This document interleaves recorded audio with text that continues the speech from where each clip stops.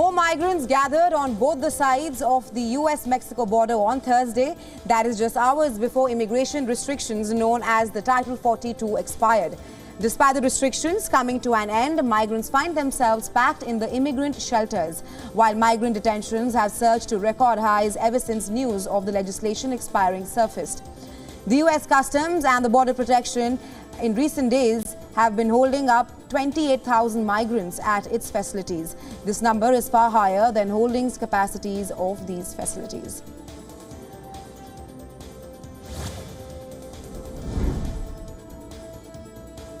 The U.S. House of Representatives on Thursday approved a Republican legislation intended to stop immigrants and illegal drugs. It targets the nation's southwestern border with Mexico. The legislation, if passed in the Senate, will set tight limits on the asylum seekers and require them to apply for the U.S. protection outside the country. It also would resume the construction of a wall along the border and expand federal law enforcement efforts. The House voted 219 to 213 to pass the bill, with no Democrats in favor and one Republican opposed. The Democrats have already warned that the legislation will be blocked in the Senate.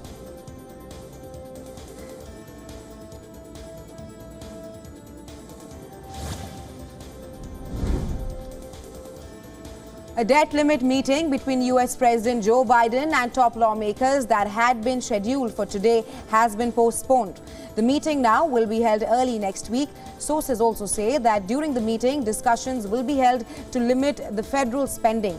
It will be done as a part of the talks on raising the government's $31.4 trillion debt ceiling to avoid a default.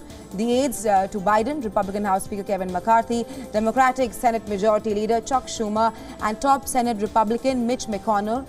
Not only this, top House Democrat Hakeem Jeffries met on Wednesday and Thursday to discuss raising the debt ceiling in the country.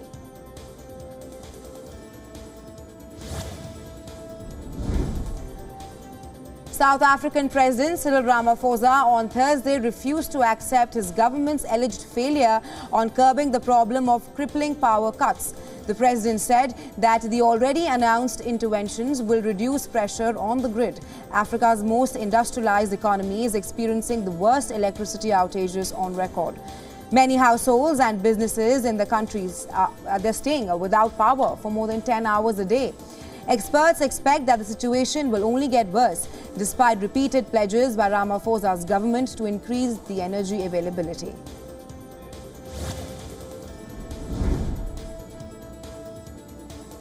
Tunisia's interior minister has said that the attack this week on an ancient synagogue on the Mediterranean island was a premeditated act. Earlier this week, the National Guardsmen killed 5 people and injured dozens, allegedly targeting the synagogue in a premeditated act. France's anti-terrorism prosecutor's office has opened an investigation into the killing.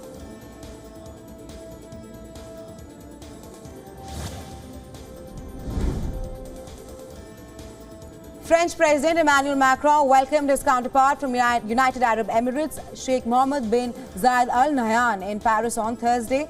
The two leaders will discuss the preparations for the COP28 climate conference set to be held in Dubai in November end. They will also talk about the upcoming Paris summit for a new global financial pact. The summit will take place in the French capital in June.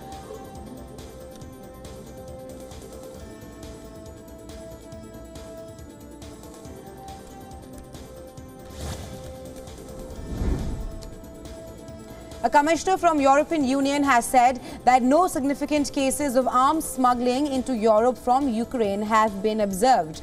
The claim was made by the EU Commissioner for European Home Affairs on Thursday during a visit to Kiev. However, she acknowledged that some individual cases of small arms being taken out of Ukraine had been observed. Johansson said that these were mostly individuals attempting to take weapons out as trophies or for personal protection. This issue had been among the priority topics which she discussed during a meeting with the Ukrainian Interior Minister.